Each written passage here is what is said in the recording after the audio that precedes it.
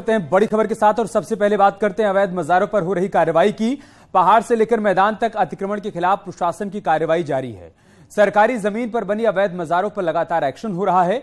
देहरादून के सिलाकुई में अवैध मजारें तोड़ी गई, तो वहीं विकास नगर में भी अवैध मजारों पर बुलडोजर गरजा है। इसके साथ ही पौड़ी में भी अवैध मजारों को तोड़ा गया है। हर तरफ से कार्रवाई की तस्वीरें सामने आ रही हैं और उन तस्वीरों को हम आपके साथ साझा कर रहे हैं। आप देखिए, अवैध मजारों पर आज भी बुलडोजर एक्शन देखने को मिला है। कल हमने आपको दिखाया था कैसे विकास नगर इलाके में अवैध मजारों को तोड़ा गया था और आज वो एक्शन आगे बढ़ रहा है। पहाड़ से मैदान तक एक्शन की तस्वीरें सामने आ रही हैं। जहां कहीं पर भी अवैध तरीके से निर्माण किया गया है, अतिक्रमण किया गया है सरकारी जमीनों पर, वहां पर बुलडोजर गरज रहा है। मुख्यमंत्री धामी की तरफ से बहुत पहले निर्देश दे दिया गया था कि उत्तराखंड में लैंड जिहाद किसी भी सूरत में बर्दाश्त नहीं किया जाएगा। और अब एक्शन की तस्वीरें आप देखिए, सेलाकुई, विकास नगर और पौड़ी में कैसे अवैध निर्माण को ध्वस्त किया गया है। बुलडोजर एक्शन यहां पर देखने को मिला है। तमाम अधिकारियों की मौजूदगी में इस कार्रवाई को अंजाम दिया गया। इससे पहले बाकायदा इन अवैध निर्माणों को चिन्हित किया गया, नोटिस भेजा गया इनको हटाने का, लेकिन जब कोई संज्ञान नहीं लिया गया उन लोगों की तरफ से जिन्होंने अवैध निर्माण किया था, तो मजबूरन प्रशासन को अब बुलडोजर एक्शन यहां पर लेना पड़ रहा है।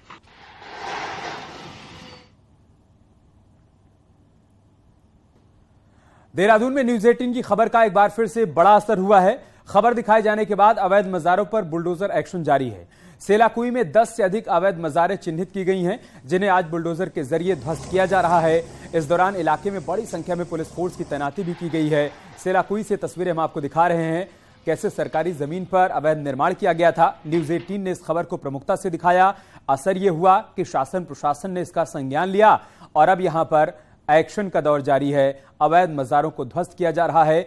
मौके पर माहौल किसी भी तरीके से बिगड़ने ना पाए, ये सुनिश्चित करने के लिए भारी पुलिस फोर्स की तैनाती भी यहां पर की गई है।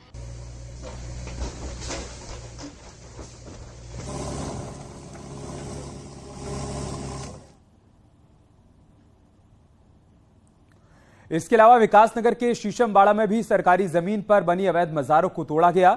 शीशमबाड़ा में सरकारी भूमि पर बनी अवैध मजार को ध्वस्त किया गया। वहीं सुरक्षा की दृष्टि को देखते हुए मौके पर भारी पुलिस बल और तहसील प्रशासन मौजूद था। प्रशासन का कहना है कि सरकारी जमीन पर अतिक्रमण के खिलाफ कार्रवाई आगे भी चलती रहेगी। तो विकासनगर की तस्वीरें हम आपको दिखा रहे हैं। कल भी यहां पर बुलडोजर का एक्शन देखने को मिला था। 5 बड़ी मजारों को ध्वस्त किया गया था और आज एक्शन का सिलसिला जारी है। मौके पर प्रशासनिक अधिकारी मौजूद हैं। इस कार्रवाई को आगे बढ़ाया जा रहा है और साथ ही अधिकारियों की तरफ से निर्देश भी है कि कार्रवाई फिलहाल रुकने वाली नहीं है। जहां कहीं पर भी सरकारी जमीन पर अतिक्रमण किया गया है उसे ध्वस्त किया जाएगा।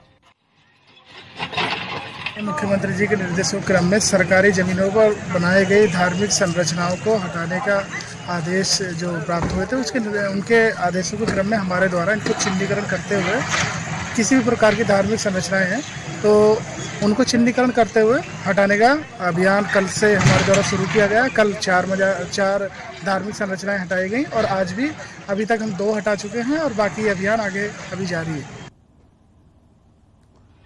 और देहरादून से हमारे सहयोगी सुनील नवप्रभात इस वक्त हमारे साथ जुड़ चुके हैं। सुनील, एक्शन का सिलसिला आज भी जारी है। कल भी विकासनगर में कुछ मजारों को तोड़ा गया था और आज भी विकासनगर के साथ साथ बाकी जगहों पर एक्शन चल रहा है। बताइए आज की कार्रवाई के बारे में। देखिए अमित, पूरे प्रदेश में केवल वन विभाग के ही 1000 से अधिक मजारे चिन्हित हैं। बाकी जो अर्बन एरिया में है या अदर डिपार्टमेंट की जो भूमि पर है, उन मजारों की तो गिनती नहीं है, वो हजारों की संख्या में है। अभी ये करीब 300 के आसपास मजारें पूरे प्रदेश में तोड़ दी गई हैं, जो खासकर वन विभाग की भूमि पर अवैध रूप से बनाई गई थी। अभी अर्बन एरियाज में भी शुरू हो चुका है, यानी कि पूरा एडमिनिस्ट्रेशन इसमें लगा हुआ है। कल आपने देखा कि कल विकासनगर के छरबा इलाके में बड़े पैमाने पर कार्रवाई हुई। आज सेलाकुई जो एक इंडस्ट्रियल एरिया है, यहाँ कई किलोमीटर तक करीब 12 से 13 बड़ी मजारें यहाँ पर अवैध रूप से बनाई गई हैं, उनको तोड़ने की कार्रवाई जारी है। अभी तक करीब 5 मजारें ढहा दी गई हैं जो सिटी एरिया में थी या फिर सड़कों के हाईवे के किनारे जो बनाई गई थी, उनको ढहा दिया गया। और आज टारगेट है कि करीब जो दर्जन भर जो तमाम अवैध मजारें यहाँ पर चिन्हित की गई है सेलाकुई एरिया में, उनको ध्वस्त किया जाएगा। भारी पुलिस फोर्स वहाँ पर मौजूद है, तमाम डिपार्टमेंट के जो ऑफिसर हैं वो भी साथ में मौजूद हैं। एसडीएम विकासनगर इस पूरे अभियान को लीड कर रहे हैं और प्रशासन का कहना है कि जब तक जो मजारें चिन्हित की गई हैं, जो ऐसे धार्मिक जो संरचनाएं हैं जो सरकारी जमीन पर बनी है, उन सभी संरचनाओं को ध्वस्त किया जाएगा। जी सुनील, इस एक्शन पर सियासत भी जारी है, कुछ मुस्लिम संगठन भी लगातार विरोध कर रहे हैं। इसके अलावा कांग्रेस के कई विधायकों को भी हमने देखा कि जिन्होंने इसका विरोध किया, डीएम से जाकर मुलाकात भी की। लेकिन सरकार की तरफ से संदेश बहुत साफ है कि उत्तराखंड में लैंड जिहाद को किसी भी सूरत में बर्दाश्त नहीं किया जाएगा। जहां कहीं पर भी अवैध निर्माण है उसे ध्वस्त किया जाएगा। देखिए, वक्फ बोर्ड ने इस पर आपत्ति जताई थी। वक्फ बोर्ड का कहना था कि बहुत सारी पुरानी मजारें हैं जो वक्फ बोर्ड में रजिस्टर्ड हैं, लेकिन सरकार ने साफ तौर पर कहा है वो रजिस्टर्ड है तो ठीक है, उनको नहीं छेड़ा जाएगा। सरकार का कहना है कि जो अवैध तरीके से जो सरकारी लैंड पर काबिज है वो कोई भी मजार है उसको ध्वस्त किया जाएगा। क्योंकि आप देखेंगे उत्तराखंड में कि पहाड़ से लेकर मैदान तक आप किसी भी कोने में चले जाइए, जहां भी आपको जंगल में आपको मजारें मिल जाएंगी, सड़क किनारे आपको मजारें मिल जाएंगी। क्योंकि सड़क का जो किनारा होता है वो ऑलरेडी उसका लैंड यूज चेंज नहीं किया जा सकता, वहां पर मजार क्या, वहां पर अन्य कोई काम भी नहीं हो सकता सड़क के अलावा, लेकिन वहां पर भी बड़े पैमाने पर मजारें बनाई गई हैं। तो ये मुख्यमंत्री ने साफ तौर पर कहा है कि चूंकि मठ और मंदिरों की भूमि है उत्तराखंड, आज की डेट पे आप किसी भी कोने में चले जाइए वहां पर आपको मजार मस्जिद वहां पर मिल जाएंगी। तो एक डेमोग्राफिक चेंज की जो आशंका थी उसके मद्देनजर सरकार ने एक कदम उठाया था और सरकार का कहना है कि इस तरह से जो भी अवैध संरचना है उनको किसी भी सूरत में बख्शा नहीं जाएगा। बहुत शुक्रिया आपका हमारे साथ जुड़ने के लिए सुनील, और जानकारी हम तक पहुंचाने के लिए।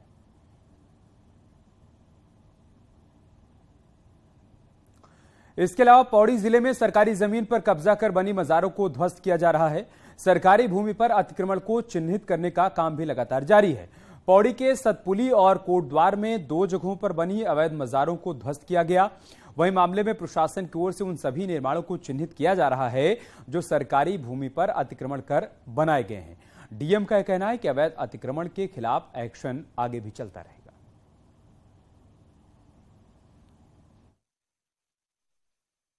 कि जितने भी सरकारी भूमि के अतिक्रमण है उनको आइडेंटिफाई करते हुए उन्हें जल्दी से जल्दी डिमोलिश जो किया जाना है। तो उस क्रम में कई सारी जगह एक्टिविटी स्टार्ट भी हो चुकी है और हमारी डेली रिपोर्ट भी शासन में प्रेषित की जा रही है। और कोटद्वार से हमारे सहयोगी अनुपम भारद्वाज इस वक्त हमारे साथ जुड़ चुके हैं। अनुपम, मैदान से लेकर पहाड़ तक बुलडोजर एक्शन देखने को मिल रहा है। बताइए, पौड़ी में आज किस तरह की कार्रवाई की गई है? देखिए, पौड़ी के अंदर भी कई सारी ऐसी जगह हैं जहां पे जो अवैध रूप से मजारें बनी हुई हैं, खासतौर पे जो सड़कों के किनारे हैं या फिर वन भूमि या वन क्षेत्र में बनाई गई हैं। तो ऐसी जो मजारें हैं इनको चिन्हित करने का काम प्रशासन की ओर से किया जा रहा है और राजस्व की जो टीमें हैं वो जंगलों के अंदर जाके या वन क्षेत्र में भी जो आसपास के जो इलाके हैं वहां पर कितनी मजारें हैं इनका एक आंकड़ा तैयार किया जा रहा है और ध्वस्तीकरण की कार्रवाई की जा रही है। सतपुली हो या कोटद्वार के अंदर भी हाल ही में एक मजार ध्वस्त की गई थी। इसके अलावा जो सतपुली है उलखेत इलाके में, वहां पर सड़क किनारे जो मजार थी उसको भी ध्वस्त कर दिया गया है और प्रशासन की ओर से ये कार्रवाई आगे भी जारी रहेगी। इसलिए डीएम पौड़ी ने आदेश किया है। जी शुक्रिया अनुपम, आपका हमारे साथ जुड़ने के लिए और जानकारी हम तक पहुंचाने के लिए।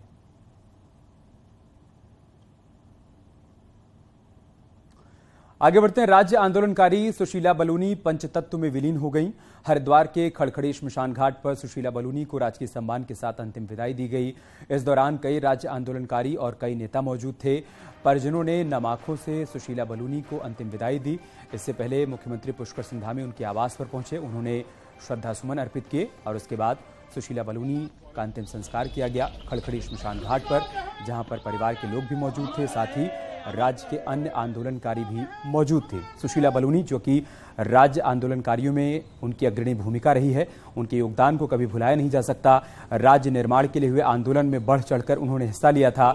अब जबकि वो इस दुनिया में नहीं है तो उनको याद किया जा रहा है, नम किया जा रहा है, नम आंखों से उनको श्रद्धांजलि दी जा रही है। ये हम आपको पहली तस्वीर तब की दिखा रहे हैं जब मुख्यमंत्री उनके आवास पर पहुंचे थे। उन्होंने नम आंखों से उनको श्रद्धासुमन अर्पित किए और दूसरी तस्वीर में आप सुशीला बलूनी को देख सकते हैं।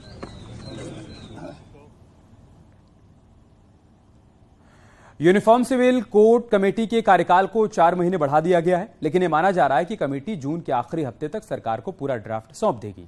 इसको लेकर कमेटी ने अलग अलग धर्मों के लोगों के साथ ही आम लोगों से भी सुझाव लिए हैं, जिसके आधार पर ड्राफ्ट तैयार किया जा रहा है। वहीं 25 मई को कमेटी के मेंबर देहरादून में मौजूद होंगे, जहां अलग अलग राजनीतिक दलों के नेताओं से सुझाव लिए जाएंगे ताकि किसी भी लेवल पर विवाद की कोई गुंजाइश न बचे।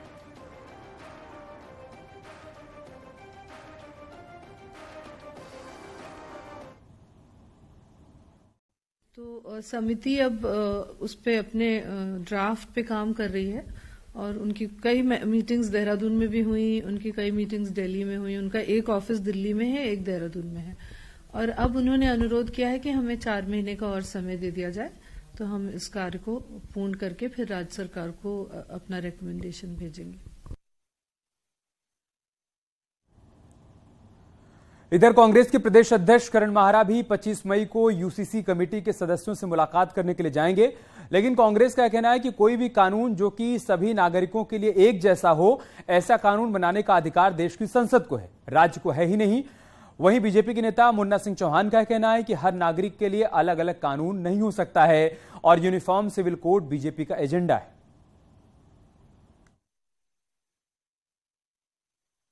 देखिए, जो समाज के हित में हो वो काम होना चाहिए और संविधान ने जो ताकतें दी हैं उनको बिना पार्लियामेंट में लाए हुए, बिना पार्लियामेंट में अमेंडमेंट किए हुए नहीं किया जा सकता। ये किसी के अधिकार क्षेत्र में है ही नहीं। इसको राज्यसभा और लोकसभा दोनों में पास होना चाहिए और वहाँ जो हमारे चुने हुए प्रतिनिधि हैं उनका क्या प्रतिभाग, क्या उसमें चर्चा विमर्श होती है, उसके बाद ही इन चीज़ों को पास किया जा सकता है। कोई ऐसे ही इनको लागू नहीं कर सकता। यूनिफॉर्म सिविल कोड देश की जरूरत है और uniform civil code Bharatiya Janata party के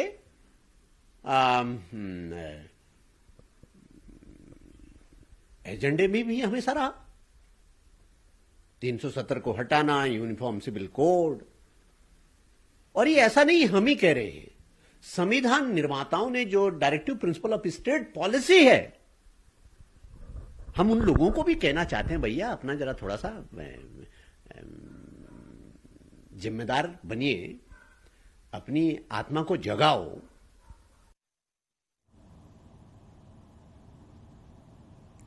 केदारनाथ धाम में चल रहे पुनर्निर्माण के कार्यों और बद्रीनाथ धाम के मास्टर प्लान के कामों को लेकर प्रधानमंत्री कार्यालय की ओर से समीक्षा की जाएगी। आज शाम 5 बजे वीडियो कॉन्फ्रेंसिंग के जरिए बद्रीनाथ के मास्टर प्लान और केदारनाथ के पुनर्निर्माण कार्यों की समीक्षा होनी है। बैठक के दौरान मुख्य सचिव दोनों धामों में चल रहे कार्यों की जानकारी पीएमओ को देंगे। ये बताया जा रहा है कि दोनों धामों के अधिकांश निर्माण कार्य 2024 तक निपटाने का लक्ष्य रखा गया है। ऐसे में काम कहां तक पहुंचा है, आज उसकी समीक्षा की जानी है। चूंकि प्रधानमंत्री मोदी का ड्रीम प्रोजेक्ट है कि केदारनाथ का पुनर्निर्माण सही तरीके से हो पाए, बद्री विशाल में जो मास्टर प्लान आगे बढ़ाया जा रहा है वो धरातल पर सही तरीके से उतर पाए, उसका असर दिखाई दे, इसके लिए बहुत जरूरी है कि समय समय पर इसकी समीक्षा की जाए। और इसी कड़ी में आज 5 बजे पीएमओ की तरफ से ये समीक्षा बैठक बुलाई गई है। वर्चुअल माध्यम से वीडियो कॉन्फ्रेंसिंग से पीएमओ के अधिकारी सचिव के साथ, मुख्य सचिव संधू के साथ जुड़ेंगे और उनकी तरफ से जानकारी दी जाएगी कि पुनर्निर्माण के काम कहां तक पहुंच पाए हैं। दिल्ली से हमारे सहयोगी पवन गौड़ इस वक्त हमारे साथ जुड़ चुके हैं। पवन, आपके पास क्या जानकारी इस खबर से संबंधित?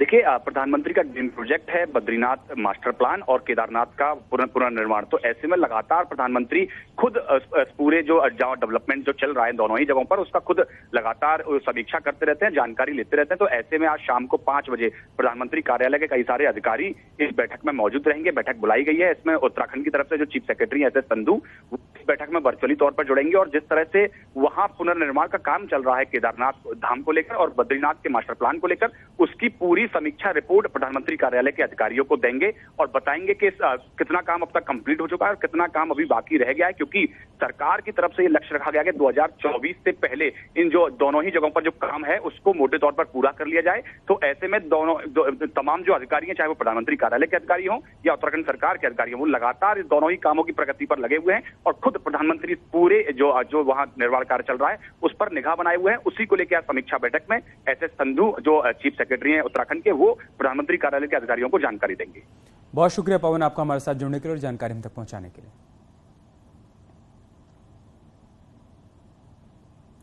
इधर हेमकुंड साहिब की यात्रा के लिए आर्मी पूरी तरीके से जुटी हुई है। चमोली जिले में स्थित हेमकुंड साहिब पूरी तरीके से बर्फ से ढके हुए हैं। वहां जाने के रास्ते पर भी बार बार बर्फ पड़ जा रही है। ऐसे में आर्मी देवदूत बनकर सामने आ रही है, जो दिन रात लगातार रास्ता खोलने की कवायद में जुटी हुई है। आज सुबह का वीडियो हम आपको दिखा रहे हैं, जब धूप निकलते ही आर्मी की टीम बर्फ हटाने के काम में जुट गई। तो लगातार चुनौतियां यहां पर पेश आ रही हैं आर्मी के सामने, चूंकि बर्फबारी रुक नहीं रही है। ऐसे में रास्ता खुलने के बाद बर्फबारी होने के चलते बार बार रास्ता बंद हो जा रहा है। आज जबकि यहां पर हल्की धूप खिली तो आर्मी के जवान एक बार फिर से रास्ता खोलने की कवायद में जुट गए ताकि हेमकुंड साहिब की यात्रा शुरू होने से पहले तमाम व्यवस्थाओं को दुरुस्त किया जा सके।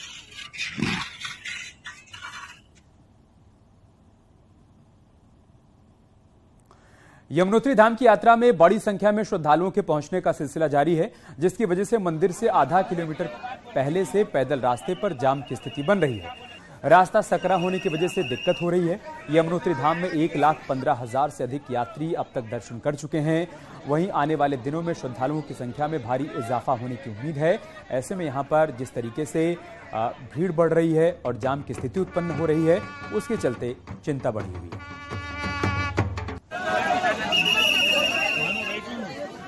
मार्ग है, वहां पर भी मंदिर के पास कतिपय स्थानों पर मार्ग तंग होने के कारण, संकरा होने के कारण जाम की स्थिति की सूचना मिली है। उसके बारे में जिलाधिकारी को भी मेरे द्वारा निर्देशित किया गया है कि वहां पर भी जो श्रद्धालु उनको रोक कर छोड़ा जाए। चारधाम यात्रा में मौसम की मार यात्रियों के लिए परेशानी का सबब बन रही है। वहीं अब ऋषिकेश में यात्रा टर्मिनल पर हेल्थ स्क्रीनिंग सेंटर की शुरुआत की गई है, जहां तीर्थयात्रियों का चेकअप हो रहा है। इसके साथ ही चारधाम यात्रा मार्गों पर 39 हेल्थ स्क्रीनिंग सेंटर भी शुरू किए गए हैं, जिसमें यात्रा शुरू कर रहे तीर्थयात्रियों का मेडिकल चेकअप और स्क्रीनिंग की जा रही है, जिससे यात्रियों को यात्रा मार्ग पर कोई असुविधा न हो और उनकी यात्रा मंगलमय हो सके। उत्तराखंड स्वास्थ्य विभाग और हंस फाउंडेशन ने हेल्थ स्क्रीनिंग सेंटर की शुरुआत की है, जहां तीर्थयात्रियों का मेडिकल चेकअप किया जा रहा है।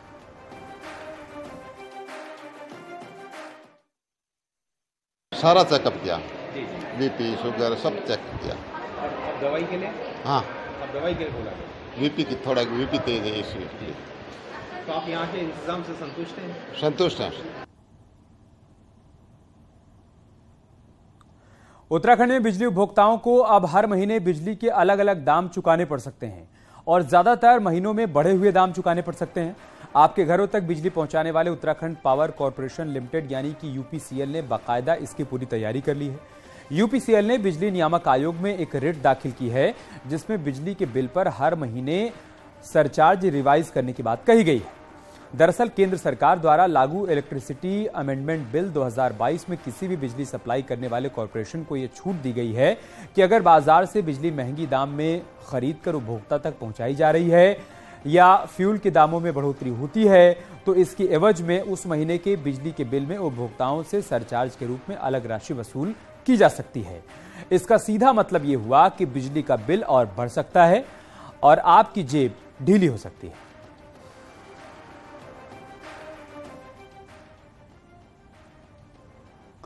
किसानों का बकाया गन्ना भुगतान की मांग को लेकर रुड़की की इकबालपुर शुगर मिल पर हरीश रावत का धरना जारी है। चीनी मिल पर करोड़ों का गन्ना बकाया भुगतान है, जिससे किसानों को देने की मांग को लेकर मंगलवार से कांग्रेस नेता धरने पर बैठे हैं। वहीं हरीश रावत का कहना है कि गन्ना मंत्री से बातचीत हुई है और जिला अधिकारी भी लगातार हमारे संपर्क में हैं और हमने जो भी सुझाव दिए हैं उससे सरकार सहमत है, लेकिन सरकार ने मांग पूरी करने के लिए कोई साफ संकेत अभी तक नहीं दिए। अपने धरने की बात नहीं करते, किसान भी कह रहे हैं, दूसरे लोग भी कह रहे हैं, तो उसको लेकर के क्या अगला कदम शासन उठाने जा रहा है, चीफ मिनिस्टर उठाने जा रहे हैं, उसका अभी हमको संकेत, स्पष्ट संकेत नहीं मिला है। संकेत मिला है मगर स्पष्ट संकेत नहीं। चमोली में गोपेश्वर के पास कोठियाल सैंड में स्थायी हेलीपैड बनाने की योजना है, जिसके लिए भूमि का चयन भी कर लिया गया है। दरअसल स्थायी हेलीपैड नहीं होने से दिक्कतें आ रही हैं। सबसे ज्यादा परेशानी बीमार लोगों को हायर सेंटर रेफर करने में होती है। वहीं स्थायी हेलीपैड बनने से लोगों की दिक्कतें दूर हो पाएंगी।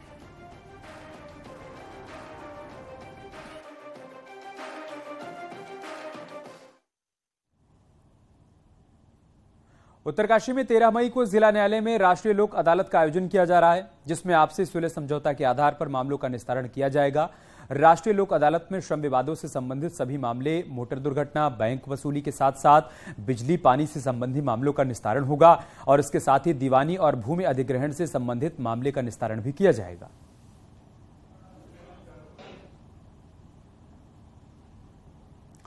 पहाड़ में इस बार बारिश ने फसल चक्र को बदल कर रख दिया है। इस मौसम में रबी की फसल तैयार होने को है, लेकिन बारिश की वजह से फसल के पकने का टाइम आगे बढ़ गया है, जिसके बाद अगली फसल की बुआई भी अब देरी से होगी। मतलब जो फसल अप्रैल में कट जानी चाहिए थी वो अब मई के मध्य में कटेगी।